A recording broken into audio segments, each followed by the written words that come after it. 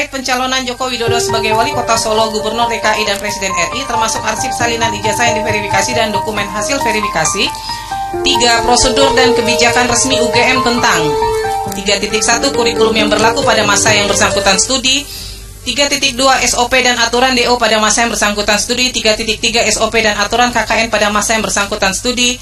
3.4 SOP dan aturan sidang pada masa yang bersangkutan studi. 3.5 SOP dan aturan pendaftaran wisuda pada saat yang bersangkutan studi.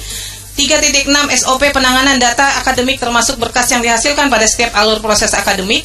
3.7 SOP penyerahan, pengelolaan, dan publikasi skripsi di perpustakaan. 3.8 SOP dan aturan peminjaman akses skripsi yang tersimpan di perpustakaan. 3.9 SOP dan aturan legalisasi ijazah legalisasi ijazah pada masa permintaan legalisasi. 3.10 SOP penanganan permintaan verifikasi ijazah oleh pihak eksternal seperti KPU, Bawaslu, penyidik, pengadilan pada saat permintaan diajukan. Benar ya itu permohonannya ya. Ini alasan minta informasinya apa, Pak?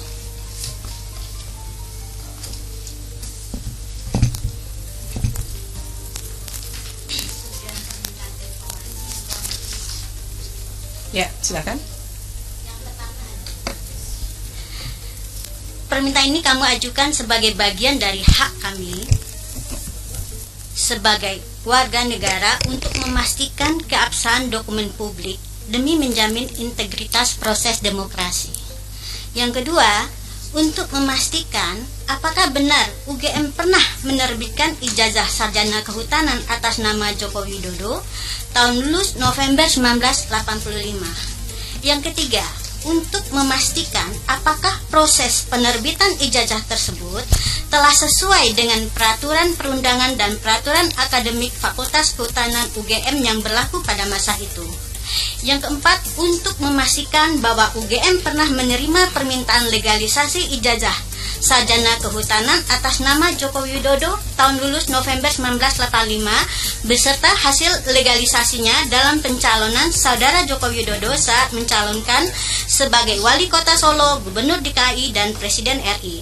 Yang kelima, untuk memastikan apakah pihak UGM benar pernah menerima permintaan klarifikasi atau verifikasi dari pihak lain seperti Komisi Pemilihan Umum, Bawaslu, penyidik terkait ijazah atas nama Joko Widodo tersebut yang digunakan sebagai persyaratan untuk menjadi calon wali kota Solo tahun 2005, calon wali kota Solo tahun 2010, calon gubernur DKI Jakarta tahun 2012, dan calon presiden RI tahun 2014 dan 2019 beserta hasil verifikasinya.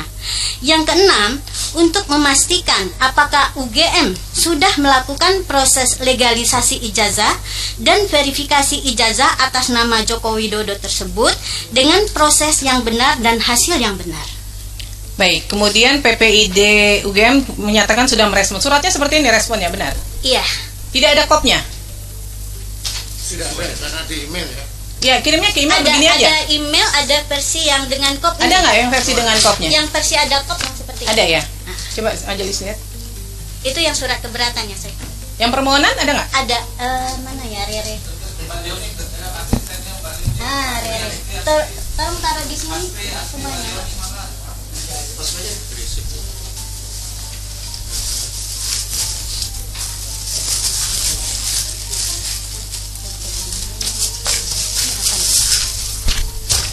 Ini komisi.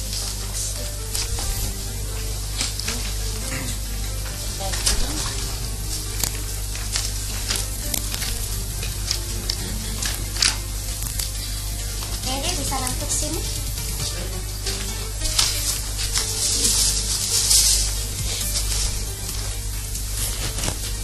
Oh, ini dia. Bisa dilihat kan? Sudah berbobot. Itu satu bundel UGM semua. Mana surat itunya?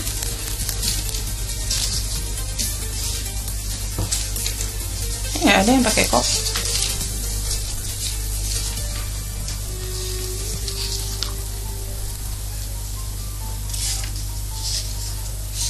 Nggak ada yang pakai kop ya? Surat itunya, surat jawaban ada nggak? Dari UGM merespon permohonan? Resmi nggak? Kalau pembalasannya lewat email, tapi untuk filenya baru saya tanyakan ke pengelola. Kan di situ bisa dicek ya di emailnya. Email baru saya tanyakan ke bagian. Masa institusi negara ngirim surat nggak pakai kop sih? Ada. Oh, dari ada. Ini yang dari UGM. Pemohon coba cek, ada menerima yang pakai kop nggak? Jawaban atas permohonan informasi. Jawabannya di Pakai kop resmi begini. di email. Ini kan keberatan nih yang dijawab resmi.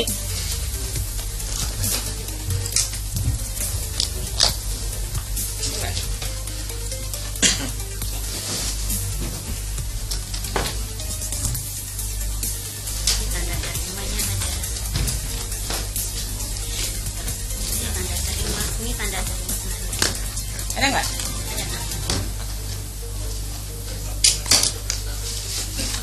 Nggak ada, itu surat juga. Ini tanda terima, bukan respon atas keberatan. Respon yang dikirimkan di tanggal 14 Agustus itu berkop atau Ada tidak? email dia. Di email dia. Coba dicek di email. Kirimnya by email ya Pak ya? Dari UGM ya? Iya. Kirimnya by email. Ada nggak di tanggal 14 surat balas jawaban permohonan informasi dari UGM Ada jawaban. itu menggunakan kop UGM? Ada. Kalau untuk yang tanggapan permohonan informasi memang tidak berkop, hanya melalui email. Tetapi untuk yang keberatan Ada. itu menggunakan kop karena yang tanda tangan adalah rektor, atasan PPI. Oh iya, benar, nggak ada ya. Oke. Kenapa Pak nggak pakai itu? Ini kan institusi resmi badan publik ya, harusnya kan merespon surat harus pakai surat resmi yang kemudian entah di scan, entah di itu baru direspon ya.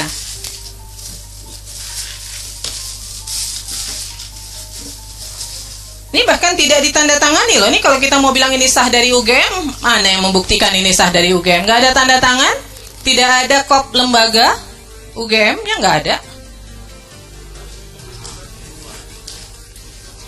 Kalau informasi dari pengelola PPID seperti itu, Ya nggak bisa Pak, Bapak kan sekelas UGM itu merespon permohonan informasi harusnya resmi karena kan surat juga dikirimkan resmi ya. Jadi cara menjawab surat ya tetap harus pakai kop UGM seperti ini. Nyatanya ketika menjawab keberatan bisa tuh pakai kop, pakai tanda tangan tuh.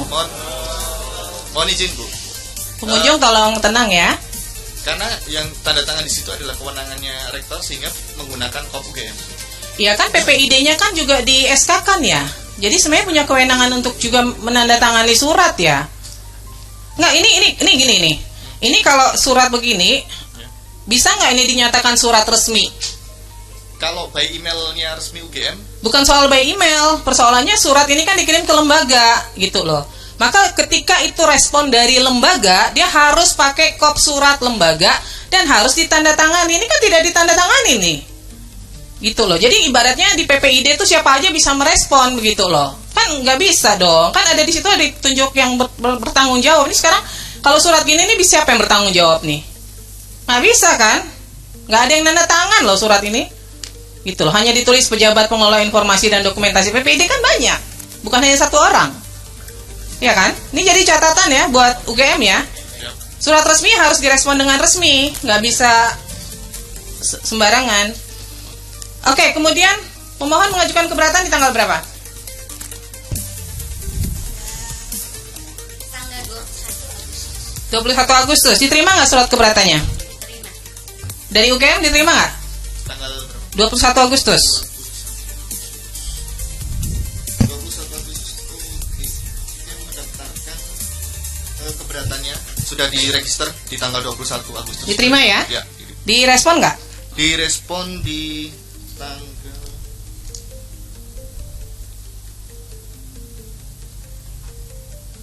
26 Agustus 2025. Direspon di 26 Agustus. Sebentar. Oh, 11 September 2025.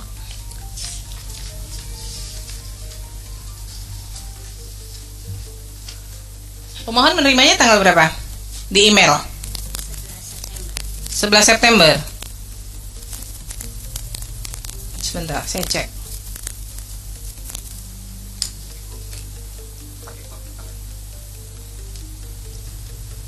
11 September ya.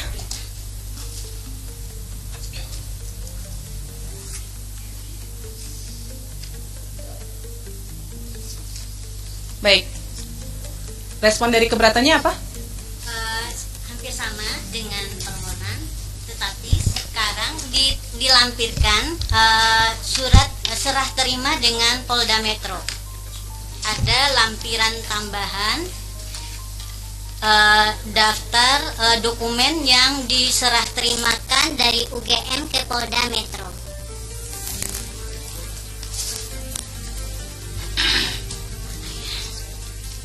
Baik, dari pihak UGM menjawab ijazah asli tidak dalam penguasaan karena dalam penguasaan yang bersangkutan.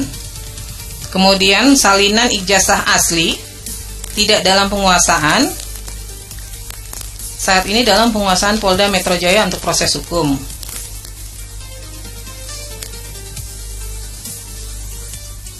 Pak, nggak ada fotokopinya sama sekali, Pak, salinan ijazah.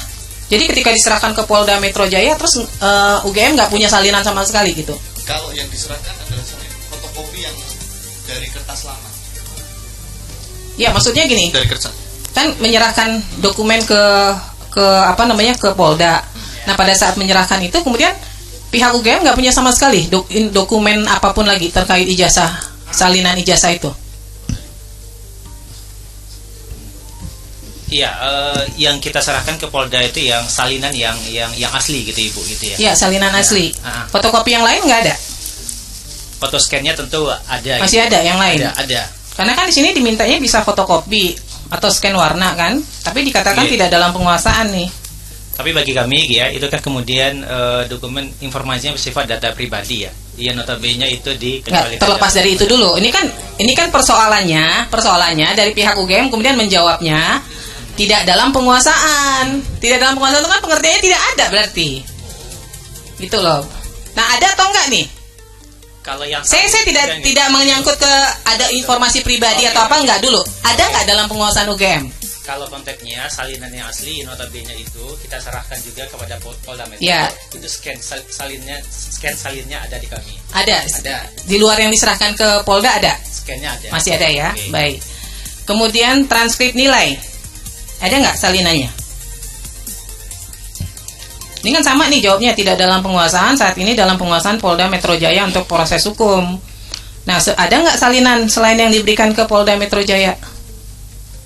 Salin aslinya ke Polda Metro Jaya. Betul. Ya, di luar itu ada nggak nyimpan? Salinan scan-nya gitu, saya kira juga ada di kami. Jangan saya kira, ada atau nggak? Ada. Ini Ada atau nggak? Harus yakin kalau di ini. Yakin ada nggak? ada. Iya, itu yang tahu lebih detail itu PPD fakultas itu Ibu gitu. Tapi secara umum harusnya ada atau tidak? Harusnya ada. Harusnya saya kira ada. gitu ya. Ya. Saya kira ada itu. Kemudian kartu rencana studi dan kartu hasil studi. Ada nggak? Kalau KRS itu tidak ada ya, itu tidak dalam penguasaan kami gitu. Kalau KHS, kartu hasil studi gitu, itu ada gitu ya, yang asli. KHS ada? Ada. Kalau KRS? Tidak ada itu. Nggak ada ya? Dan kami sudah mencoba dengan sedemikian rupa gitu ya. Di fakultas juga nggak ada? Tidak ada, kami sudah memastikan itu ke fakultas.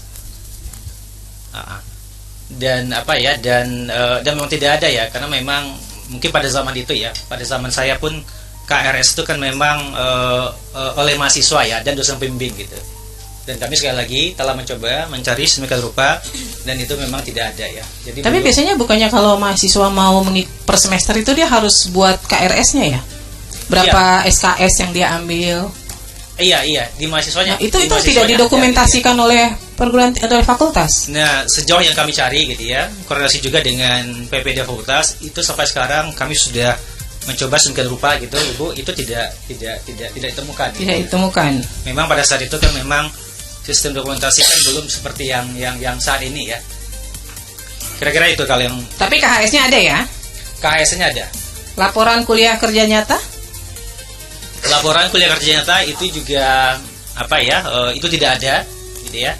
Tapi kemudian itu laporan nilainya ya dari pembimbing ya, itu ada gitu ya. dan posisinya juga sudah kami serahkan gitu, penyidikan di Polda Metro. Laporan tugas akhir atau skripsi? Oh, itu ada. Ada. Itu ada. Tapi di sini dijawabnya tidak dalam penguasaan ya. Iya, karena faktanya kan memang itu. Posisi saat ini itu kan memang diserahkan semuanya ke Polda itu, Bu Ketua gitu. Jadi memang tidak. Jadi sebenarnya jawabnya serius. bukan tidak dalam penguasaan, Oke. ya, karena kan ini informasinya semua memang produknya UGM, berarti dia ada dalam penguasaan UGM. Tapi cara menjawabnya adalah sedang dalam proses di sengketa lain di Polda Metro Jaya, misalnya begitu. Pengertian tidak dalam penguasaan itu produk dari institusi lain yang memang tidak ada di UGM gitu loh. Ini kan pengertiannya jadi bias nih, masa sih laporan KKN, laporan tugas akhir tidak dalam penguasaannya UGM gitu loh. Surat tugas pembimbing dan berita acara sidang ada, tapi sedang dalam penguasaan Polda Metro Jaya, Betul. ya kan? Iya. Berarti ada kan? Kemudian SK Yudisium Ada. ada ya? Bentuknya dalam daftar nilai ya. Oke. Surat SK Yudisium, bukti pendaftaran Yudisium bukan nilai dong. SK Yudisium kan yang berhak untuk di Yudisium pada masa itu ya. Mohon izin ya. Ya. Jadi kalau di fakultas pada masa itu memang sistemnya bukan bentuknya SK.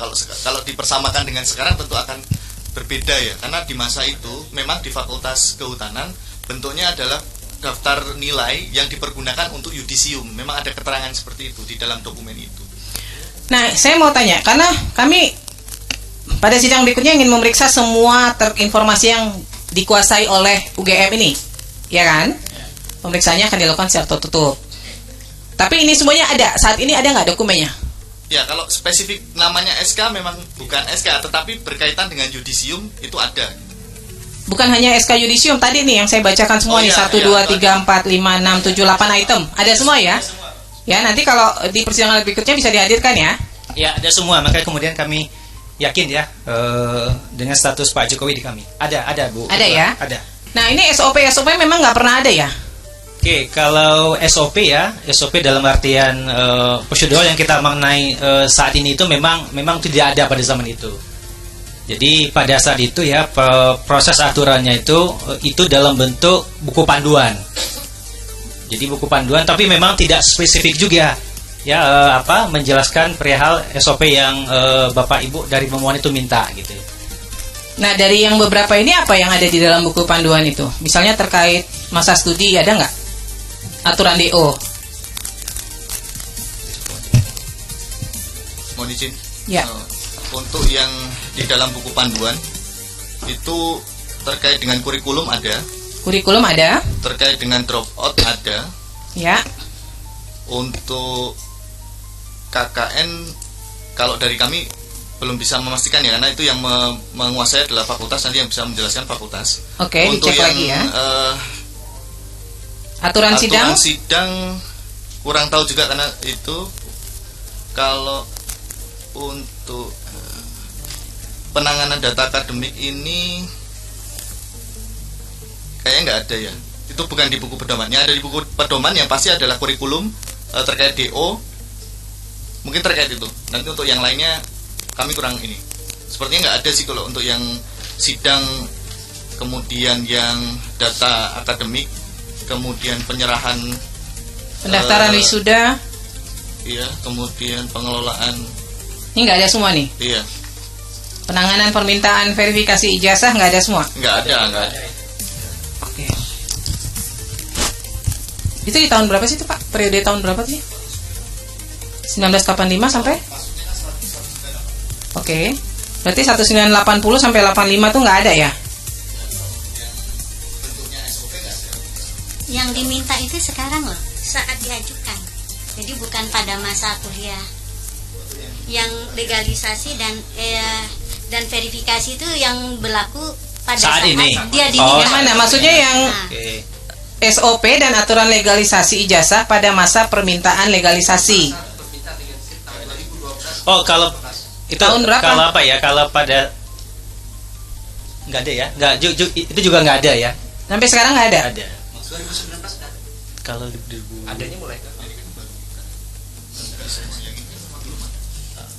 Nggak, sampai sekarang ada nggak? Udah ada belum? Ada. Nggak ada juga. Terkait penanganan permintaan verifikasi ijazah juga nggak ada aturannya.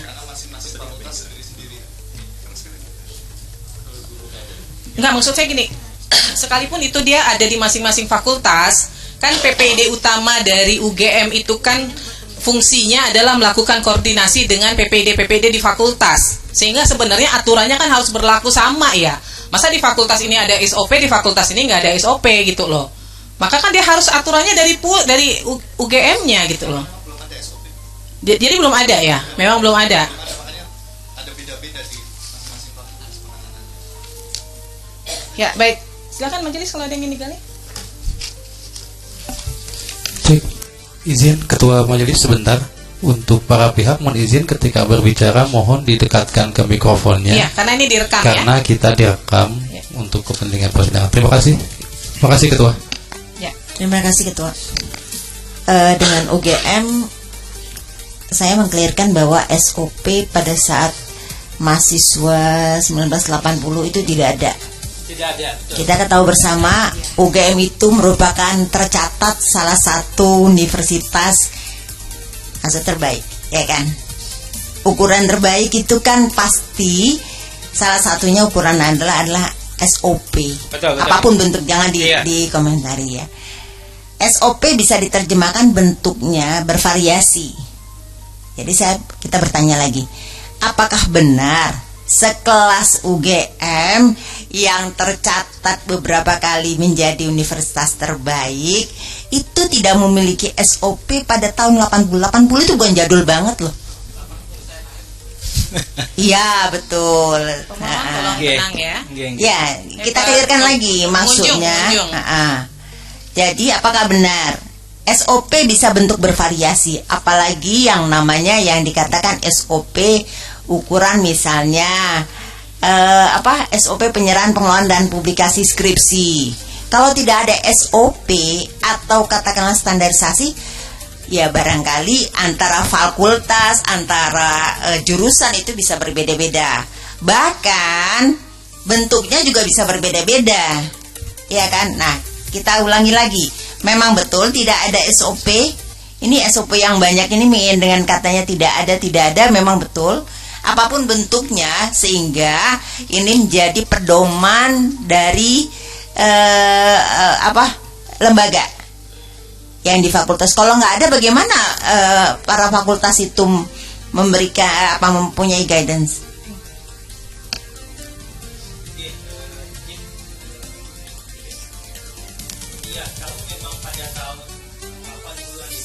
Itu kami pastikan kembali ya, itu memang tidak ada SOP-nya.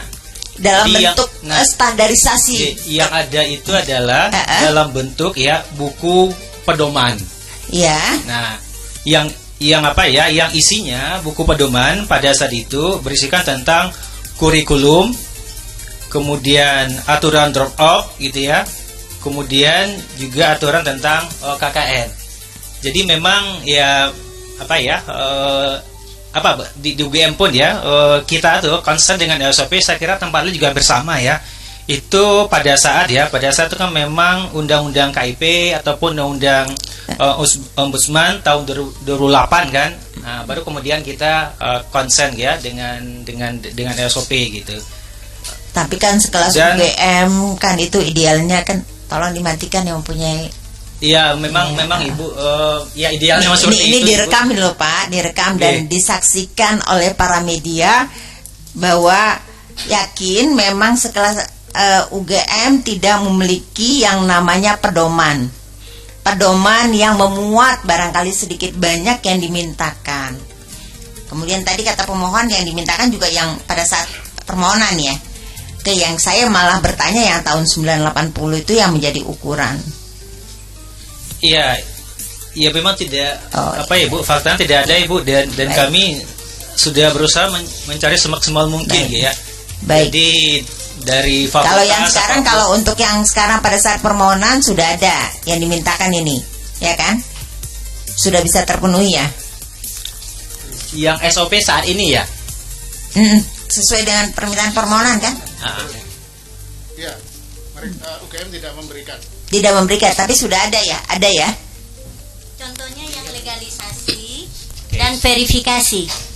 Misalnya gini, saya pernah Ke sini pemohon bicaranya ke sini. pernah ke ITB, saya kan melakukan legalisasi. Itu kan ada misalnya ya persyaratan apa yang harus dibawa, berapa lama dan berapa banyak biaya dan sebagainya. Baik, terima kasih pemohon. Kalau yang termohon Yang legalisasi ya belum ada itu. belum Kalau ada. bentuknya Jadi SOP, kalau misalnya seorang mahasiswa, alumni, artinya iya.